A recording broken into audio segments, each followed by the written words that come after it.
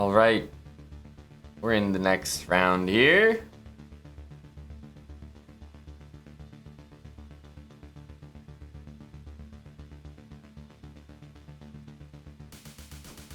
Yeah, loose cannon. I thought it was pretty instructive, that endgame. Just the technique that recently gone over in the gym, right? Angry Nerd Rocker. That last one, 2 connected pass bonds. One side still made a draw.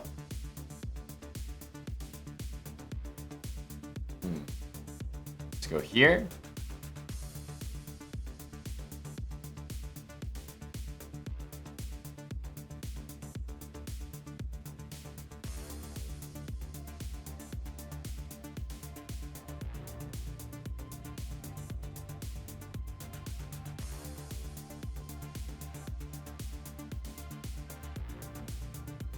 This is always a surprising kind of tactic. Like, it's definitely the most unprepared looking bishop h7 that you'll ever see.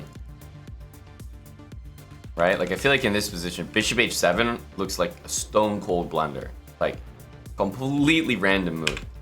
But then when the pieces start coming in like this, it's just such a perfect storm that it does work out.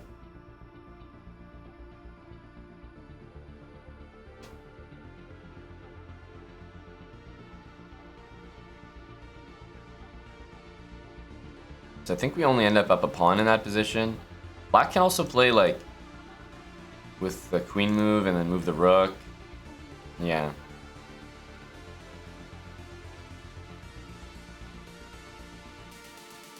Have to stop this, of course. Wow, resignation. Hey, I take the respect. I mean, it's a better position for white, but only a little bit. I mean, the game continues.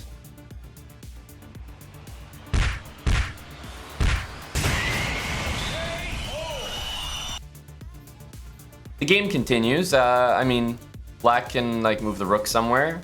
Yes, I'll take this. Yes, it's awful, right? You know, oh, you lose everything. But the king runs away. It's not that bad. I know white should be throwing in this rook d1 move at some point. Anyway, it's not that bad. It's not that bad. I've definitely lost a game where someone's played on from there, but hey, the respect resignation, I'm not gonna complain. Not at all. But doesn't this, you know what I'm saying, right? Like, in this position, as black, this is one of the last times, like, you know, with the black pieces, I'm always on the lookout for bishop takes h7, right? I'm always like, okay, does it work? Does it work? I'm always scanning for a move like that. This has to be a position where my guard is down the most. Like, bishop takes h7, not even close to being considered by black. Like, there's no pieces that are even close to joining afterwards. It's just like a one kamikaze move. Then the queen comes in, and then the knight comes in with the pin, and you're like, wait, what the hell? So the first time that I saw this, I also had the same reaction. Like, I mean, this is just nonsense. What the hell is going on here? But it happens to be basically one of the most well-known opening traps in this opening. And again, if I look at the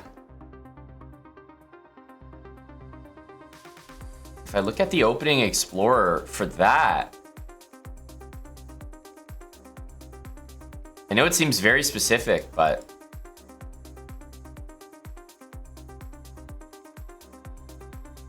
knight d7, bishop takes d7, bishop d6, queen d6, dc5, and queen takes c5 has been played 11 times, right? And bishop takes h7. And this is why I'm saying I've lost a few games here where they play on, like, it's not that easy. You are down a piece. It's a little bit tricky, but lots of people, mostly bullet, that people are falling for it, 30-second bullet. But still, some pretty strong blitz players as well.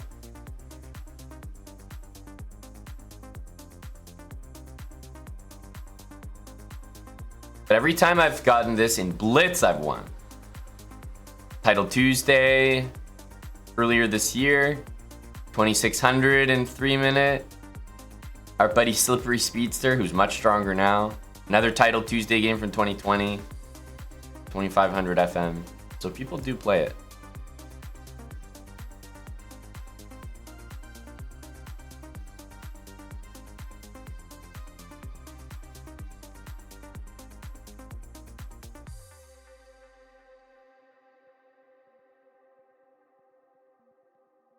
.99.5 accuracy. Jeez, round it up. Oh, 99.2. They're gonna give me 1 brilliancy. I see 99.5 right here. Round it up. Round it up to 100. Count it. Book it.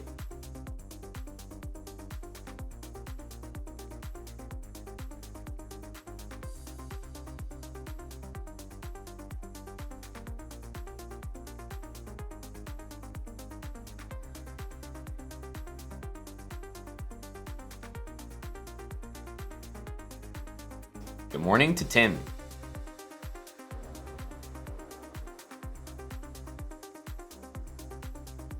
He's probably gonna go for this F6 line? No, he doesn't.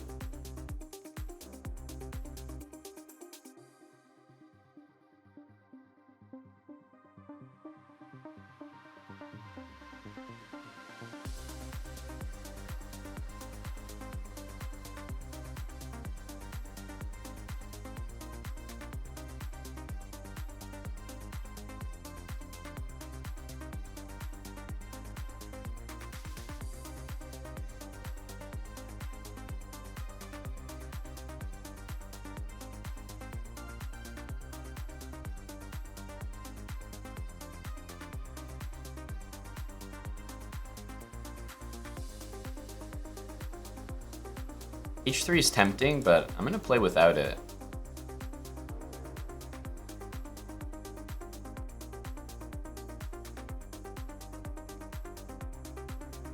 Yeah, so I think black is trying to do this anyway. I know it's a useful move, like overall for the opening, but I'm gonna leave it for now.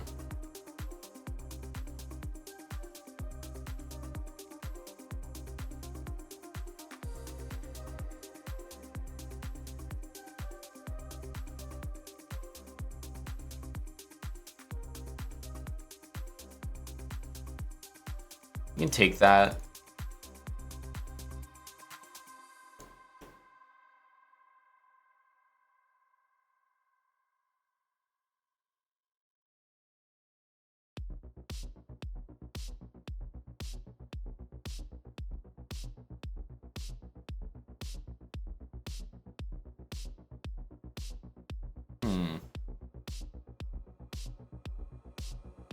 Move my body back and forth.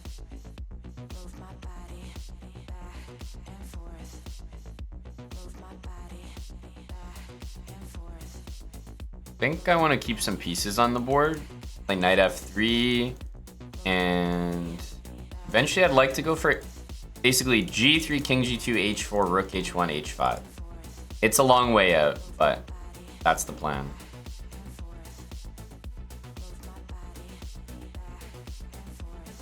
Usually g3, h4, like this pawn structure, is the absolute best against this. Just stops g5 and also have some threats of pushing h5 as well. Okay, ooh, I don't think that move is good at all. a5 looks wrong. c6, so we can only imagine b5 is happening here. I think we'll just let it happen though.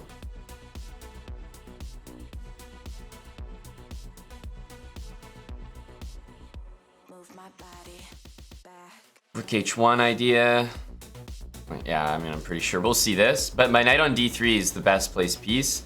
It's always ready to jump in e5, and it's watching b2, which is so key here. Takes, a4 will happen, not much we can do, but we are kind of breaking through on the other side as well. We want to take, I believe so.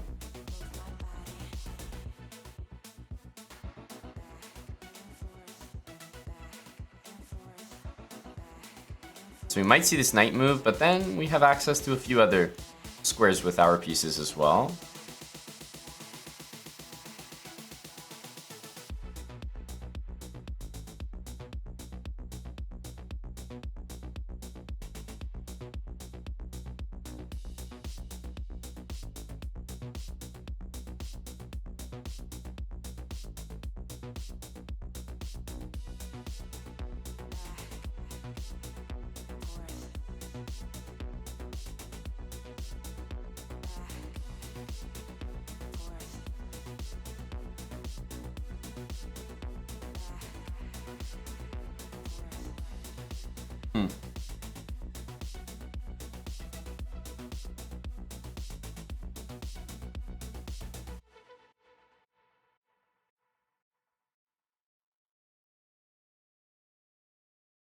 I'm going to start with this.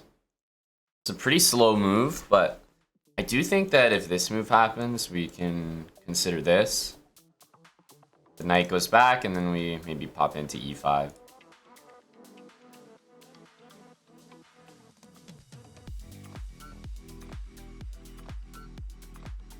Okay, this will help us get h5 here.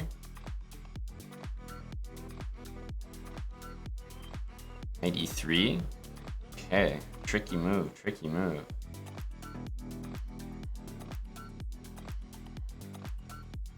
Not sure that it's a good one, but it's certainly a tricky one. In here, we're definitely going to go back. Because now I think we have h5 coming. h5 is a pretty nice achievement.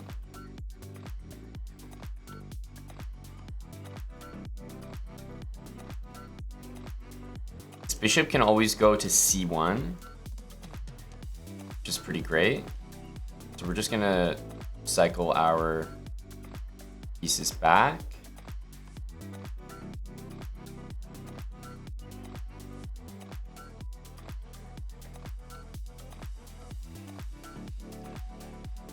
Yeah, we want to go here because we want to have this knight available.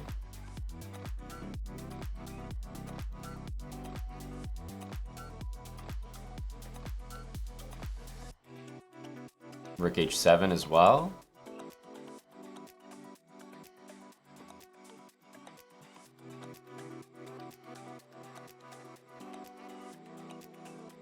Wow, king there.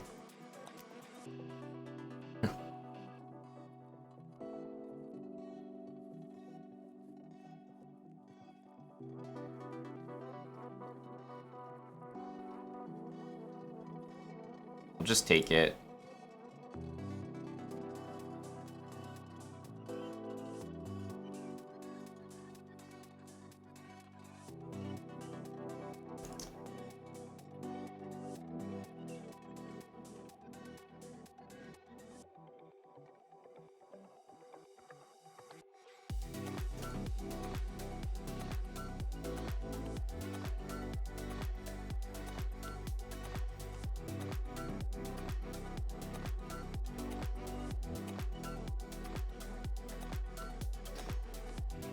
Yeah, not sure if it's like the absolute best. I feel like queen takes and knight d3.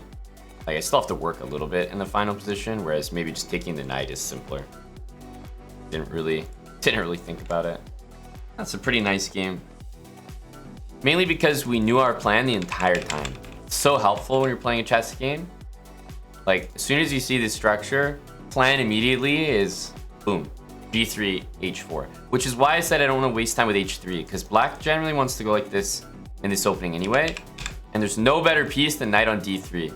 Man, when you play these pawn structures like this, knight d3 is a hero. Guards b2 so that you can, that saves you like 4 or 5 moves in the future. Just having this pawn protected and then not trading any pieces. So you see black's going for their plan, but rook a2 best move in this position. That's good. Yeah, we basically were thinking of trading the knight and going for h5. But once we saw that, when you get h5 in these positions, you always crash through. Because look how slow black is over here. Like it's just, the threats are non-existent.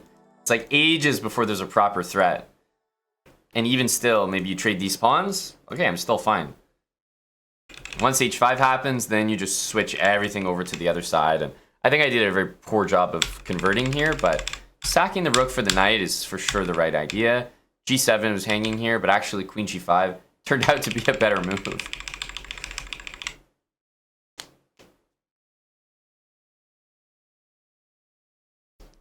So a nice attack, but mainly I think that game wasn't just from the attack, that was from the understanding. Like knowing that we could do that.